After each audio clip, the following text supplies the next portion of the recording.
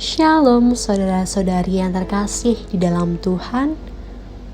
Bersyukur pada hari ini kita masih diberi kesempatan Tuhan untuk mendengarkan firman-Nya melalui Renungan Suling edisi 27 Oktober 2022.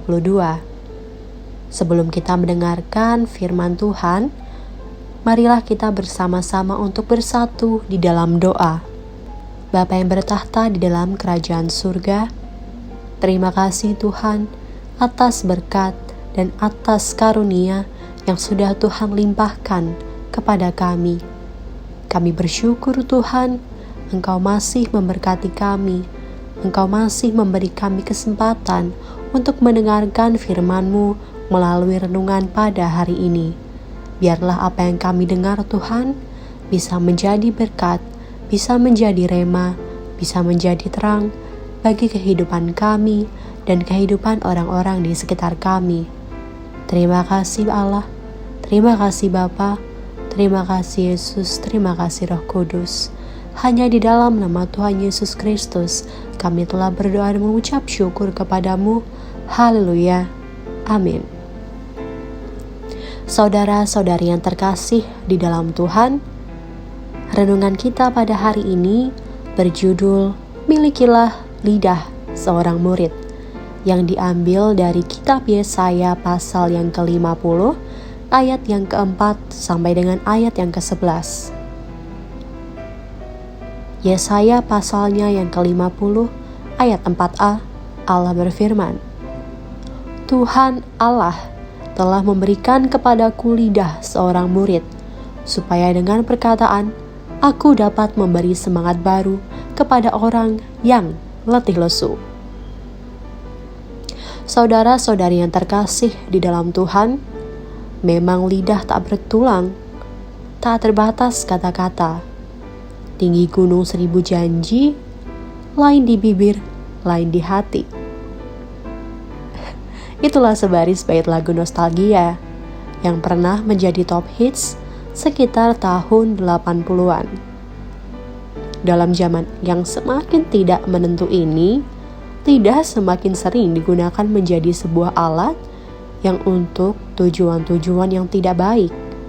Jika kita menonton siaran berita melalui media televisi, kita akan menemukan begitu banyak permasalahan yang terjadi dalam kehidupan kita ini yang bersumber dari lidah. Sebagai murid Yesus, tentunya kita dipanggil untuk menjadi berbeda dengan dunia. Yesaya mengatakan bahwa kita dipanggil untuk memiliki lidah seorang murid. Karakteristik utama dari lidah seorang murid adalah perkataannya yang selalu memberikan semangat baru kepada orang yang letih lesu dan bukan sebaliknya. Artinya, perkataan yang keluar dari mulut seorang murid Yesus seharusnya adalah perkataan iman, perkataan yang memotivasi dan mengorbankan iman dan semangat orang lain, perkataan firman Tuhan, nasihat, penghiburan dan penguatan, bukannya caci maki, kemarahan, bullying, dan perkataan kotor serta kasar yang membuat orang menjadi patah semangat dan kehilangan iman percaya. Lalu bagaimana? Bagaimana kita dapat memiliki lidah seorang murid? Kuncinya adalah belajar mendengar seperti seorang murid. Mengapa demikian? Karena pendengaran sangat mempengaruhi perkataan. Pendengaran sangat berhubungan erat dengan perkataan. Contohnya, mereka yang tuli dapat dipastikan bisu, tetapi mereka yang bisu belum tentu tuli.